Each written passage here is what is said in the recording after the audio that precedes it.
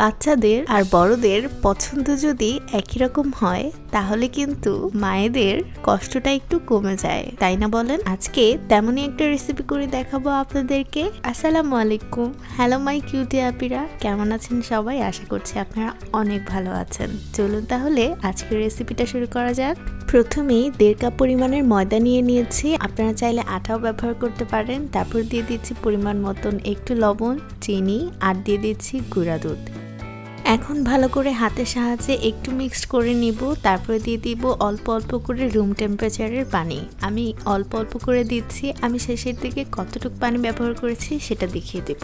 আমি জানি অনেকেই এই ধরনের ডো দিয়ে অনেক ভালো ভালো মজার মজার নাস্তা তৈরি করতে পারে, কিন্তু আজকে আমার এই রেসিপিটা নতুন আবিদের জন্য, যারা তার বাচ্চাকে এবং হাজবেন্ডকে অনেক মজাদার কিছু খাওয়াতে চাচ্ছে। তবে হ্যাঁ, একটা কথা বললে কিন্তু ভুল হবে না, এই ডোটা দিয়ে যে কোনো নাস্তা এবং পরোটা আপনার ইজিলি তৈরি করতে পারবেন, আর এর স্বাদটা একদম দোকানের মতন লাগবে। ট্রাস্ট মি, একদিন ঘরে করেই দেখেন।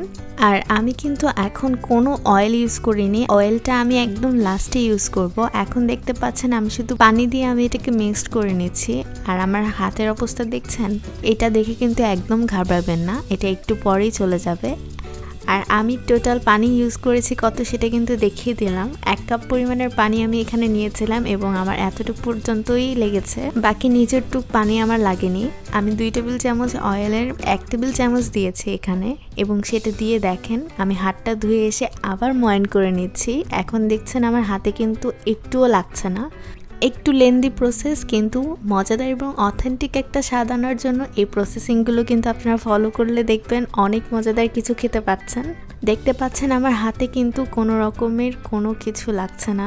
এখন আমি একটু ময়দা উপরে ছিটিয়ে দিয়ে ভালো করে মেখে রেখে দিব 10 মিনিটের জন্য ঢেকে।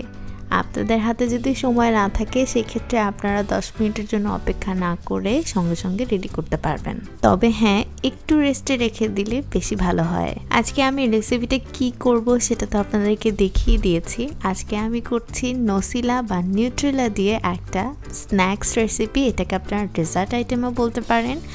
বাচ্চারা অনেক সময় কলা খেতে পছন্দ করে না, আপনারা কিন্তু এই ক্ষেত্রে কলা, অ্যাভোকাডো, এই সমস্ত যে ধরনের ফ্রুটসগুলো বাচ্চারা খেতে পছন্দ করে না, সেই ধরনের ফ্রুটসগুলো কিন্তু আপনারা কিউব কিউব করে কেটে এইভাবে রেডি করে তাদেরকে দিতে পারেন, এবং আশা করি তাদের কাছে অনেক ভালো লাগবে।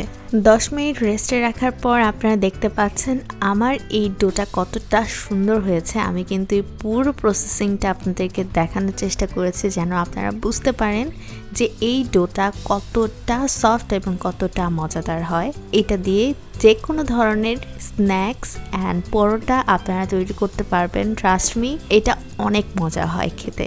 একবার খেয়ে আমাকে জাস্ট কমেন্ট সেকশনে বলবেন আপনারা কেমন লেগেছে। আমি 1.5 কাপ পরিমাণের ময়দা নিয়ে যেই ডোটা তৈরি করছি সেটা দিয়ে আমি 5 টুকরা করে নিয়েছি, এবং এক এক টুকরা দিয়ে আমি এটা রেডি করব। এই প্রসেসিংয়ে আমি কোনো আটা অথবা ময়দা হাতে মেখে এটাকে বেলবো না। আমি এই প্রসেসিংটাতে তেল ইউজ করেছি এবং তেলের সাহায্যে আমি বেলে নিচ্ছি। বেলে নেওয়ার পরে দিয়ে দিব সেই মজাদার নিউট্রেলা অথবা নসিলা, যেটা ছোট থেকে বড়রা সবাই পছন্দ করে।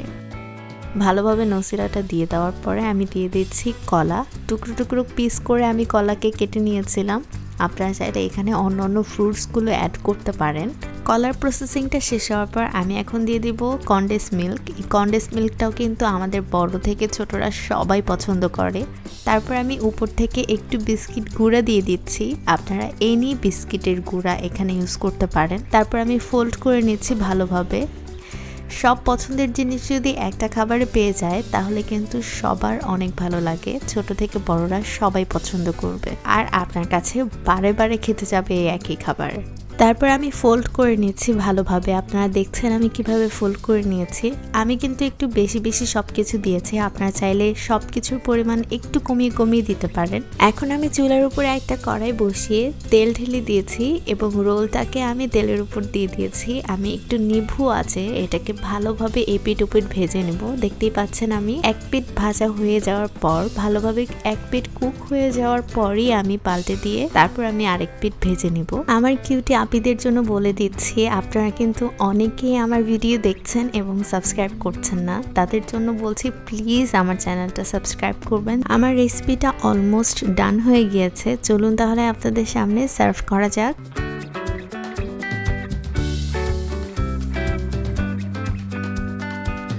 দ্যাটস ইট কিউটি পাই আপিরা, আমার রেসিপিটা এই পর্যন্তই ছিল। আশা করছি আপনাদের কাছে অনেক ভালো লেগেছে। আর যদি ভালো লেগে থাকে don't forget subscribe to my YouTube channel.